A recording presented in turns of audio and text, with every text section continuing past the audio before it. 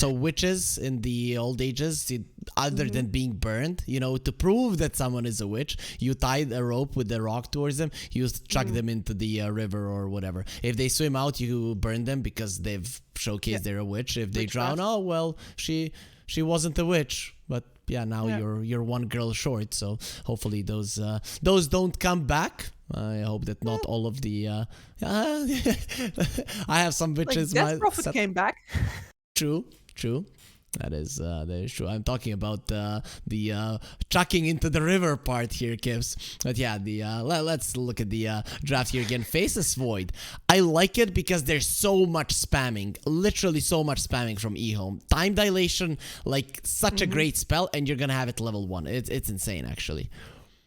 It is, yeah, and you're flipping this Lina into a mid lane matchup, not making her just like the be all to end all of their team anymore, which I think you simply can't afford anymore with how good teams have gotten at counterplaying her.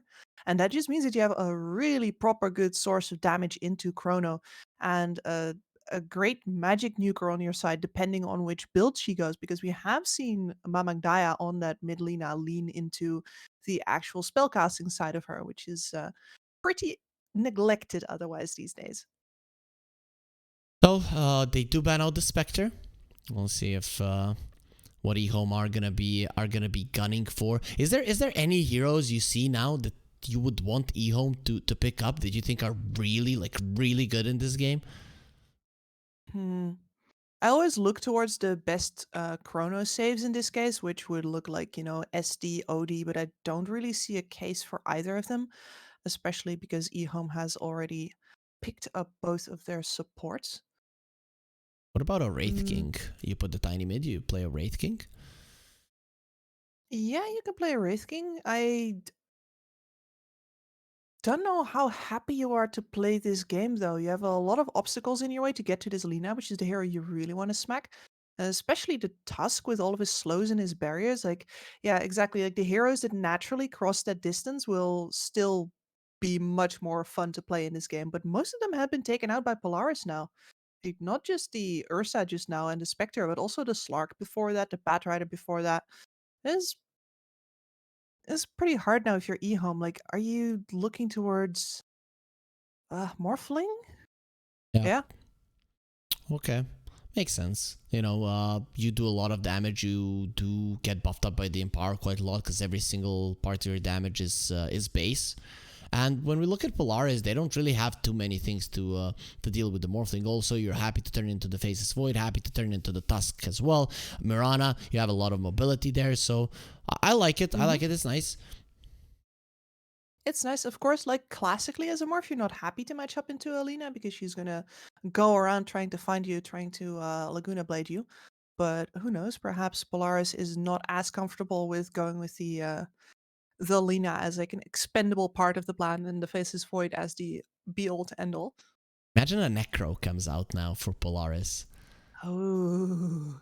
That would be so cool. Actually, it does go okay with their lineup. I would be afraid a little bit of the early mid game when the Lina is farming and you're kind of immobile. Mm-hmm. But other than that, I see no weaknesses. And if the Lina does chip in, she can rotate, or maybe even a early rotation from the Faces Void with the Chrono wouldn't be too bad. So I would be so happy to see a hero like that now. Yeah. Necker would be really powerful, like if you dare to do it. Of course, your lack of playmaking capability is definitely going to hamper you, but that Necro, I don't see a lane here where he's particularly going to suffer. So you should just be able to shove the Necro forward and let eHome try and find a solution to him while you farm. I I don't think it's gonna happen, and but you keep on suggesting it, and I think this is the best Necro suggestion I've seen yet. Thank you, Kips. Thank you. I guess, and they're gonna go for an AA. Okay. So it's on an Yep. offlane Tusk, and it will be an AA pick. This is actually quite nice for Polaris. That's some nice damage into Corona. I think it's the first AA of the tournament Mm-hmm. that we get, and it looks Yeah. really good. It does. Morphling absolutely despises it. You've got some great disables and other things from coming out from your cores in order to actually contribute to the fact that you are not the one that's bringing the disables as a support. But if you've got that task going around trying for pickoffs, this ancient apparition can just be on a side lane somewhere, throw the ult in, and that Mirana is going to take care of the rest of most of the roaming duties for you. So yeah, I like it. That's a creative solution. That is looking pretty good. So talk to me. Are we going into a game 3 Kips or are Polaris out of Ooh. the BTS Pro Series? This is still going to require a bunch of out executioning from them, I think, but this is a really good counter pick from the Morphling. Okay, so I don't like rooting for Faceless Void, Okay. but they've got me tempted. Sure, Polaris. Polaris, Okay. give me game 3. They have all of the damage, they have all of the disables, they have a certain path towards a game win here. A lot of it is down on CML. If you ever whiff that ultimate, MKS is coming for your throat. But you know what? We've seen MKS misplay too, and there are several threats on the board here against him. So let's go. I have a couple of problems here though when it comes to Polaris. Their supports Sure, hit me. very easily die to the Tiny.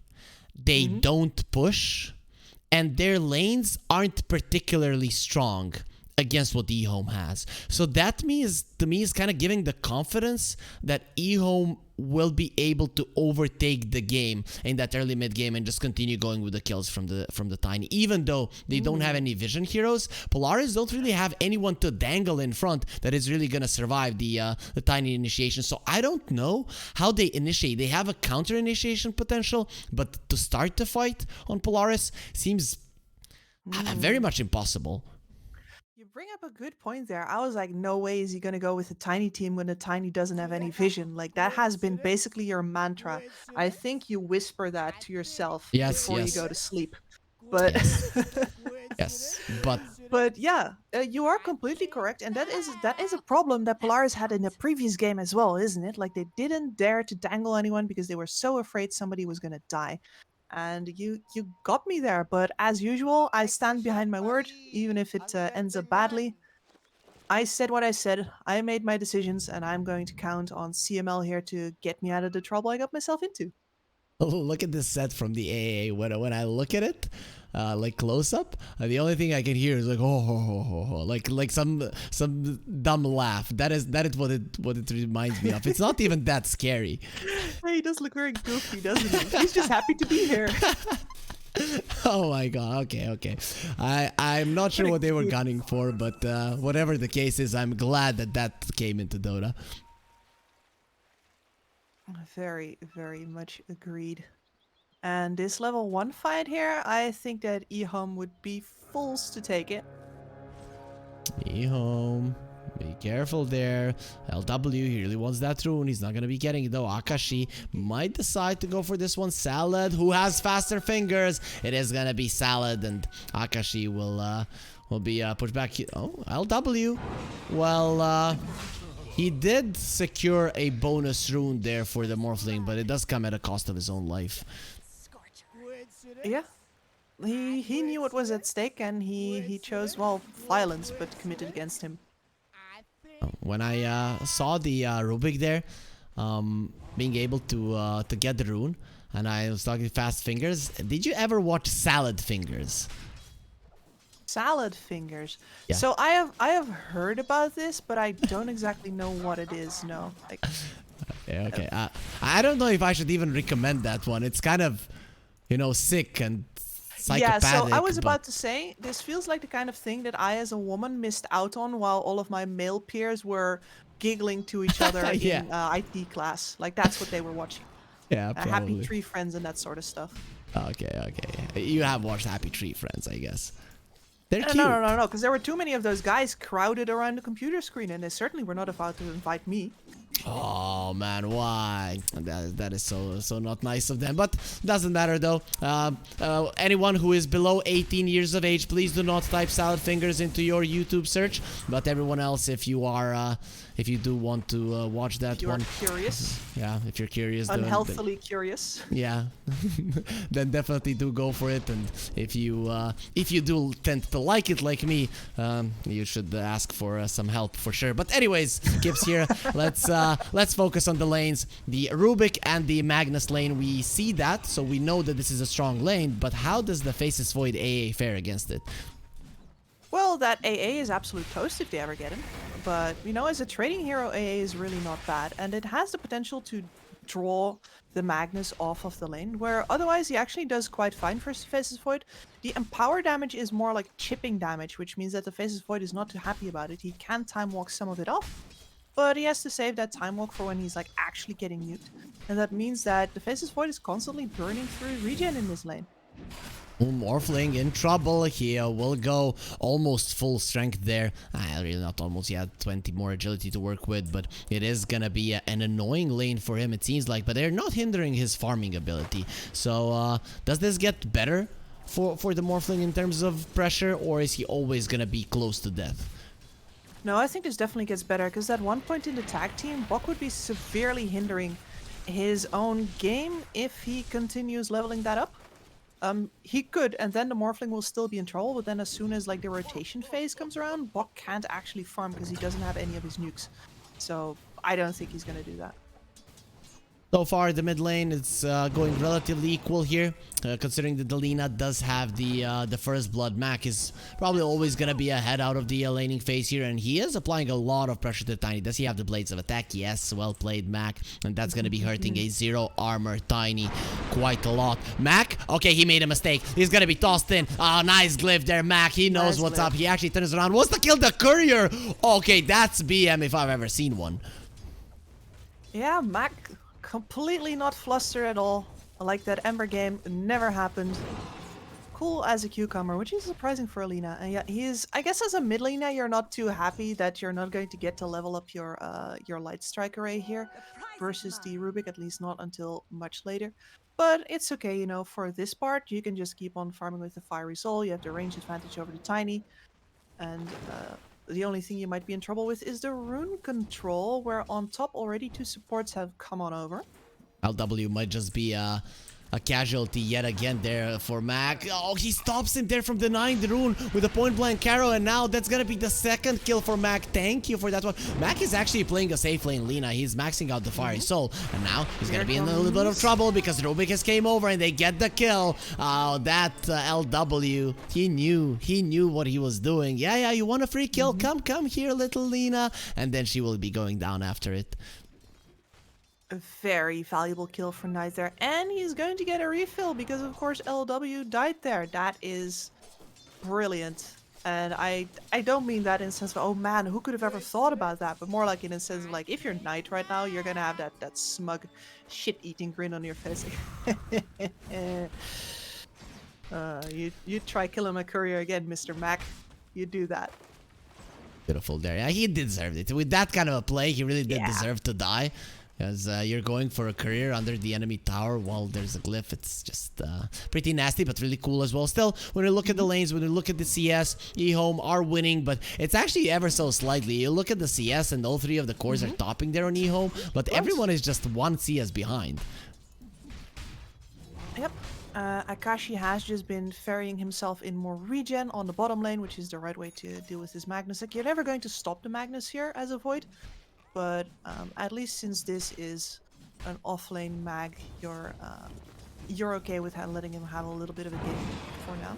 Though I must say that a lot of people think that the way to stop a Magnus combo was, you know, shut down the combo hero and not the mag itself. But mag also needs farming. He's going to be quite happy with this. Definitely will be. Is Mac a little bit greedy with this build? Okay, now we're gonna be finding out. He's being surrounded by a lot of heroes. Tossed back there into the creeps, but Mac is still surviving. He does a lot of damage. Lift up again. What are you doing? I just want to leave. I didn't want to kill you, Knight. And you will not. But maybe your Mirana will. The Tiny gets his bonus armor. Not gonna be enough Mirana. No mana to get away. And LW does finish him off there. So it is gonna be 2 kills for EHOME yet again. They come out on top. Beautiful rotations there. And man, that Lina dying first, she is really quite tanky, especially because she took care to grab herself the raindrops already, plus the 200 health from the Falcon Blade. I'm not actually sure what exactly you consider greedy about her build here. 3 Fiery Souls. He's not going for magic build. He's gonna be having to hit the creeps. That's why I consider it greedy. In terms of spells, not items. Yeah.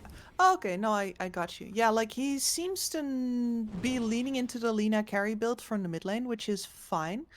But that really puts you out of commission as like a nuker and a playmaker when your Faceless Void is going to need somebody to fill that void in the game for you. You can't just lean on Bok to do everything in the mid game. Scan is used there from the Tusk. Scan is used on the Tusk, and nothing will be happening but this Tiny with a haste. He is searching for someone. CML, thank you for picking up an AA. We wanted bonus kills all the time, and we are gonna be getting them. CML, whenever he shows his face, this Tiny, he knows exactly who he needs to crush. Absolutely. And with Alina now abandoning the lane for the jungle, he gets so much free reign here. He gets all of the runes, he gets to rotate, he gets to do whatever he wants. I do think that Mac is playing greedy right now. And he even loses some of his creeps there. He is gonna know that there is a ward on the high ground. And it is halfway done there on the ward, so not the worst thing in the world, but I still think Salad, it might not be worth it to show it. Yeah, I don't think so either, but that's just asserting dominance there. And I guess if Salad is just going to sit over there, like if he keeps on in this triangle, he's stacking, he's going to be controlling the rune here. Not for you. Yeah, I think it's fine actually. Like, who's gonna come over to D-ward? The supports are all busy on the other side of the map. Dying. Yep. And he takes your ward. The supports are busy dying, Kips. This is a disaster for Polaris. They don't have anyone who can create any space. Bok is also in trouble on the top lane. He's going to be using very nice shards to get himself away. A couple of more hits. Not going to be enough. And the TP is coming in. They will save him. I'm guess not quite able to throw out one of the Tusk's own nukes to kill him there. Akashi's going for a Midas. Come on, Polaris, why do you have to do this to me? I'm the analyst and now Harry's gonna look like he... I mean, he does know a lot of things better than I do, but still. This is... I'm not... I am not happy. I didn't think this was gonna go this way. It was gonna be this bad. I thought they're gonna have something to do. I guess in the mid lane they are pushing. Which is good. We don't have any points in the Laguna Blade yet, though, which is a bit of an issue. Zhao Yu in some trouble. He'll get himself away, so the cold feed is not going to be connecting. Lina, though, being hit by the tower and the stolen LSA. No, Mac, again. You were aggressive with the Ember, okay, but this is a Lina we're talking about. Yeah. And you'd say, like, he was aggressive with the Ember, like he was over-positioned with the Ember. And here as well, I don't mind him being aggressive with Alina, but he hasn't been. And he has been over-positioned while also not being aggressive. Okay, they're losing heroes around the map. They also lost Bok on the top lane at least. They claim the hero. MKS, is he going to be clipped by that AA ulti? Not going to be enough for a kill. Okay, Kips. So, in my mind, if... Every chrono needs to be used off cooldown with an AA blast to get the kill. From now on, looking forward, if Polaris want to play this game, because look at how greedy they are. Like how can you play Dota like this? I mean, you're not really playing is the thing. You're waiting for EHOME to do something wrong, and it feels like they're doing game 1 all over again, except they don't have global capabilities right now. They don't have the vision advantage. They don't even have the pick-off advantage. They just have a Tusk whose tower just got taken, and who is right now dangling below the Rubik in net worth as your playmaker. Big thing from the supports of Polaris, they are quite high in levels, so that is a good thing for sure, especially when you have an AA. That is gonna come in handy. So let's see if they can use this Ice Blast to really make something happen. Oh, poor AA, just gonna be giving that Ice Vortex here to the Rubik, who is running away for now, and this could be a kill on Salad. AA Blast is gonna clip him. The damage isn't gonna be there, but with Akashi coming in, a couple of more slabs, that should secure the kill. Point in their favor, and I think you're completely right about the levels on the supports here. Marana and AA both really need to get their levels in. The level 6 is going to supply them with maneuverability from the Marana ult, and you do have the global capability, at least on that Ice Blast. Not the easiest spell to hit, but as you said, with a chrono, and that chrono is available right now, they could kill potentially anybody on this map, and I do mean anybody. Yep, and they should. I really want to see some some going forward for Polaris, because if they just go into the farming mode, it's not going to be ending up too well for them, especially with the Tiny approaching the Blink Dagger rapidly. These supports, they continue to be food. I at least like CML. He does have the infused raindrops, and both of the supports on the side of Polaris have these jungle items that do give them some extra HP. Yep, so they're getting bailed out by Daddy Gabe in a little bit there. This is a move towards the Magnus. He's a tanky boy. Ult. Arrow.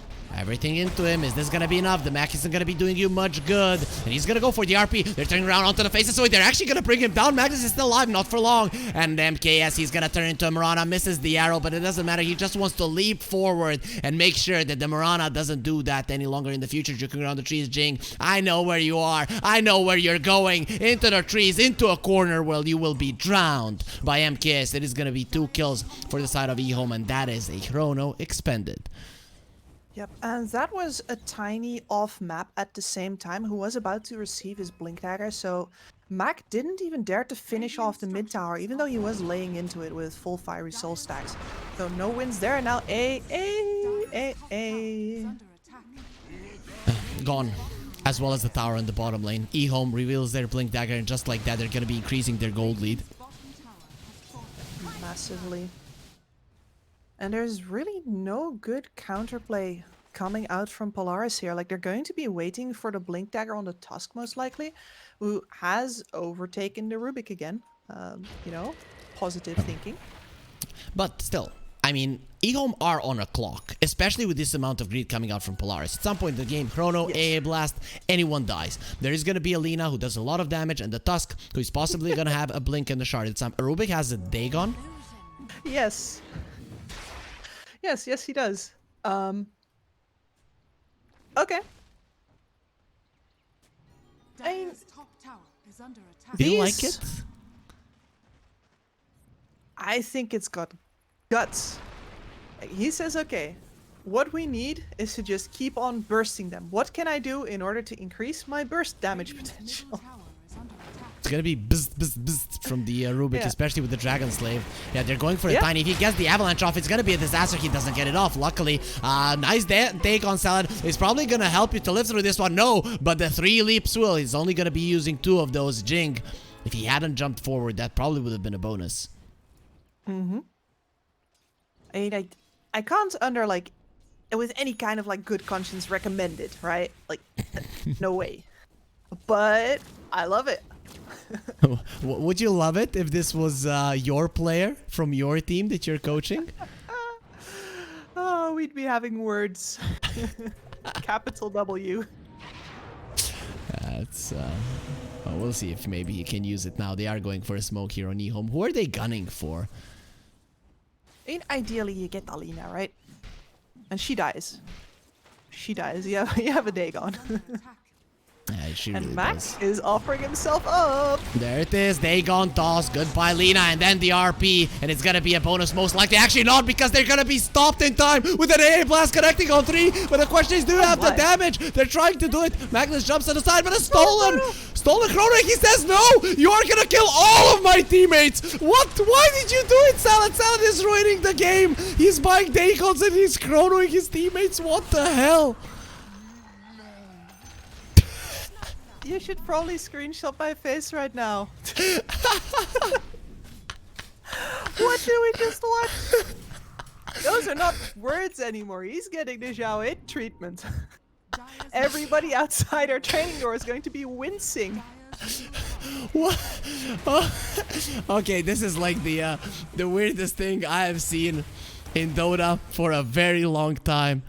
Oh, I just can't believe what just happened. He's like, I got them, guys. And man, it does not work against the Faceless Void. It just doesn't work. It's... I mean, if you're EHOME right now and you're not laughing your ass off, you're also doing it wrong, right? Yeah, I mean, though I have always heard from people that have worked with Chinese teams that they are very serious, right? And they tend to say really bad words to each other. You know, be pretty blunt. So I don't think this is good for EHOME and their and them looking forward here in this tournament. No, no, but I also think that this is a small tournament for a team that, you know, has plenty of other things on their agenda. True. And they're generally more serious, but I don't think that means that they're like, you know, indeed giving Salad the Xiao 8 treatment right now. Yeah. Salad will get the kill on Akashi without using the Dagon, showing once again that the pickup of the item might not have been needed, but they do kill the Faceless Void, and this is the thing what they want to do with the Tiny and the Rubik, just go for those kills. I guess, you know, because the Tiny isn't having that good of a game in terms of net worth, that's why he bought it, to make sure that they have that burst once they're initiating. And if you look at it that way, you know, it's not really that bad. Yeah, it extends the Tiny's window a little bit. Yeah. Like, normally, eventually, you're going to run out of damage just because your enemies are getting more HP. And then you need to transition into PKB roughly the same time as they do. But if you indeed are having not too great of a game, then you need to extend that window where you're useful as a burst threat. And I understand it in that way. Like, that is why I liked it as well. Like, I can see the reasons for it. It's just, you know, you would really rather have a lens and a shard on the Rubik at this point. And you probably could afford it. Well, we'll see. Maybe he gets enough kills so that he can afford it in the future. But if I was EHOME, I would be feeling pretty bad right now, considering that you are playing against a very strong late game lineup and you are not ahead at all. It is going to be a 4-man smoke on one side, 4-man smoke on the other. Lina, very close to death there if they decide to go forward. Yeah, I mean, that Chrono can only be described as a game-ruining play. They were in the driver's seat against a super greedy lineup who really could only wait for a mistake, and they got the mistake of a lifetime. Now you Frost Shield on him. He's gonna be needing to leave this area. Moonlight Shadow, he doesn't know about it. He doesn't have vision. Everyone from Polaris are here. EHOME, they go forward. Is it gonna be a dead Mirana? Yes, this already did use the Mac. Chrono will be coming out. Tiny looking very much dead, and the Magnus is gonna follow suit. They go for the Lina. There's the stolen Chrono. This one, not again! Not again! Mac, he was inside of that Chrono. He's gonna turn around and start with the Morphling. It's a disaster. Salad, stop using those Chronos. Just stop doing it. Akashi, he doesn't even want to use the time dilation after it because he knows that he's just gonna be getting a refresher twice in a row. And it is EHOME that lose 5 of their heroes. They just killed the Mirana that died at the start of the fight, straight into the pit for Polaris. And I have lost my analyst, or my analyst has lost her words, because there is really not much to say there other than Salad. What the hell are you doing? Can I just mute the mic for a bit and cry? How can you cry? Polaris is winning. My prediction is coming true. I should be happy. Why are my eyes so wet? You predicted this. Yes. Somewhere deep down in my heart, there is something very dark and very twisted, and it saw this coming. Yeah, probably, because this is looking really weird here in the in this game. But 5k goal lead for Polaris. I mean, can we say that the game is over? Not really. I mean, there's still chances, but EHOME there. The time in the game will come where you just get Chrono. There is nothing you can do. Yep, and you know, there will actually be a refresher Chrono, and this time it will be the Faceless Void refreshing. At some point, for sure. Shard gotta, on the AA. Yeah, you gotta admire EHOME though for continuing to play up, doing what their lineup needed to do, and they needed to be ahead while doing this at this point. But they're hanging in there. They've got the Blink Daggers on 2 of their initiators. If they don't stack on top of each other, again, they will not get double chronoed again. Like, that is certainly a measure you can take yourself. You can also lose the Tiny on the top lane. That's acceptable losses at this point, because ultimately you had to make space for MPS with those 2 heroes, and you were going to do it by killing. But at some point, yeah, since you're behind now, you're going to have to throw bodies sometimes. And that was just one of those cases. But what are you throwing them for? I'm looking towards EHOME right now, and they should have been ahead. This Morphling should be breaking heads at this point. The greed of Polaris shouldn't have went as good as it did. Not even close. And now they're coming for a smoke with full force. They are, and I don't think they're fooled by the illusion shenanigans from MKS here. No? Mac actually got.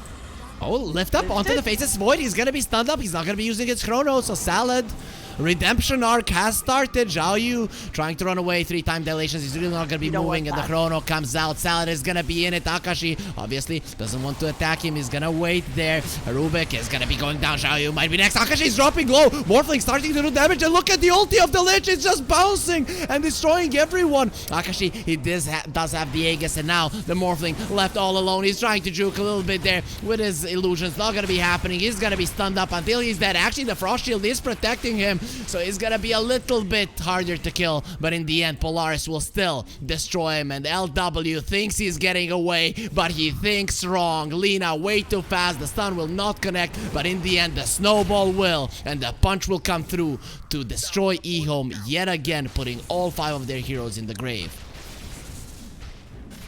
Yeah, and this is a fight that you really can't take over on Polaris if you're not already ahead in gold, if you're not already ahead in levels. None of this would be happening, but here we are, and you gotta play for the situation you have, and in that regard, Polaris have absolutely taken the opportunities they've been given in full force. You're going to see a shard on the Faceless Void pretty soon, which is going to afford him a lot of ways to scout out where those enemy supports are, see if he can bait some reactions in. He's already got the BKB, did not use it during that last fight, by the by. Yep, shard on the AA, as you said.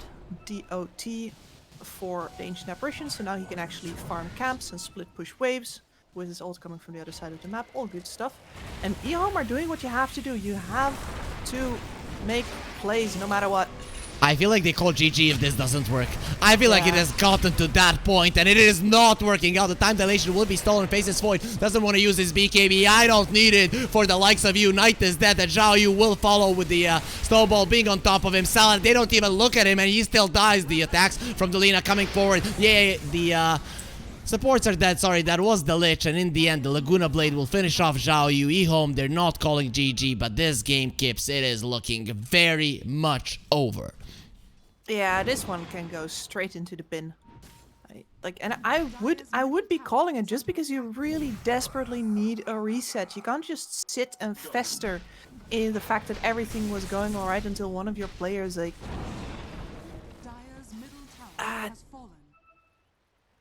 I don't know. Made the game interesting. I'm gonna be finishing your sentence, so don't worry there, Kips. I got you here. You. And it hasn't been looking good since then. But 14,000 gold lead for Polaris right now with their heroes. The heroes that they have, EHOME, they would have to work overtime to get even close to getting a kill, let alone winning a fight. Yeah, it's just Pop Rubik syndrome, isn't it? Like, hey, I stole a big spell. Let's use it. I think this is the last one. Now with the Morphling having an axe. Let's see. EHOME, what can you do? You are going into all of the spells for Polaris. Now they have them, but let's see. Maybe Morphling turning into the Faceless Void will change something. Very possible. Does rely on the attack speed for his damage output, and they catch the AA first. That's pretty big if they can actually get him. Three-man Chrono, Akashi. Oh, look at him. He doesn't have attack speed. Akashi's not attacking. It's gonna be a big RP. They're all stunned, but doesn't matter because the Lina is the only one doing damage, destroying EHOME right now in this fight. You are gone, EHOME. It's an ultra kill for Bach. He was the one that finished him off, and MKS will turn back time, but we will follow you through eternity to finish you off and get a rampage for Bach. And with that, force out the game 3. Where are the GGs? They're not coming out. EHOME, they still want to fight, but this poor Lich, well, he's gonna be in a lot of trouble. There it is. GG finally called. I mean, there's just no reason to stay in this game any longer.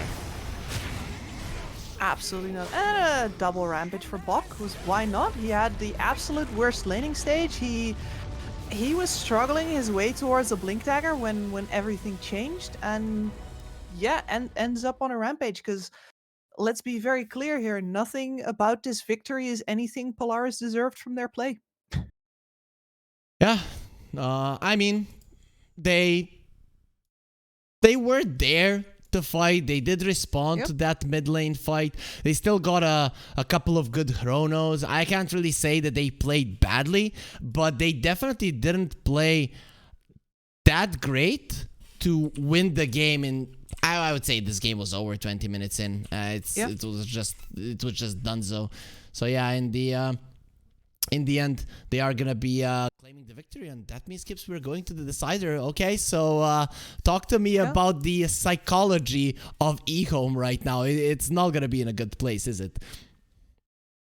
No, no, it is not. I mean, if you look at it very realistically, right, nothing has changed. You need to win one more map and you've got the series. Like nothing like that has changed. You've wasted a bunch of your time, and I suppose you've wasted like your spare game, but you shouldn't be looking at it like that.